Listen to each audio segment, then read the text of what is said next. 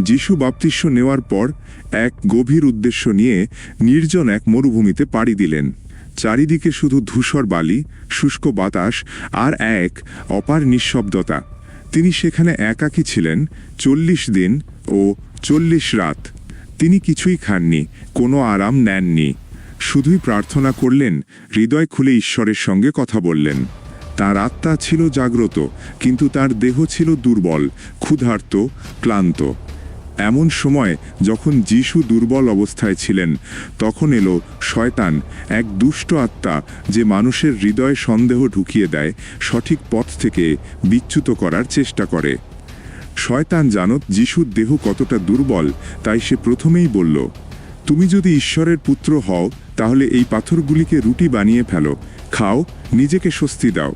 কিন্তু যিশু, যিনি জানতেন সত্যিকারের শক্তি আসে আত্মা থেকে, মৃদু কিন্তু দৃঢ় কণ্ঠে বললেন, লেখা আছে, মানুষ কেবল রুটিতে বাঁচে না, বরং ঈশ্বরের মুখ থেকে যে বাক্য আসে সেটাতে বাঁচে।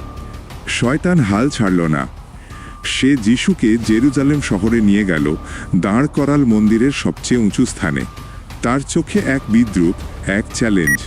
তুমি যদি সত্যিই ঈশ্বরের পুত্র হও, সে বলল, তাহলে নিচে লাফিয়ে পড়ো। শাস্ত্রে তো লেখা আছে, ঈশ্বর তার ফেরেশতাদের পাঠাবেন, তারা তোমাকে হাতে তুলে নেবে, যাতে তোমার পা কোনো পাথরে না লাগে। যিশুর চোখে ছিল এক প্রশান্ত শক্তি। তিনি বললেন, আবারও লেখা আছে, তোমার ঈশ্বর প্রভুকে পরীক্ষা করো না। তবুও শয়তান শেষবারের মতো চেষ্টা করল। সে যিশুকে এক উঁচু পাহাড়ে নিয়ে গেল এবং দেখাল পৃথিবীর সমস্ত রাজ্য, তার জাঁকজমক, ঐশ্বর্য, ক্ষমতা। সে বলল, তুমি যদি শুধু একবার আমার সামনে মাথা নাও, আমার উপাসনা করো, আমি তোমাকে সব কিছু দিয়ে দেব।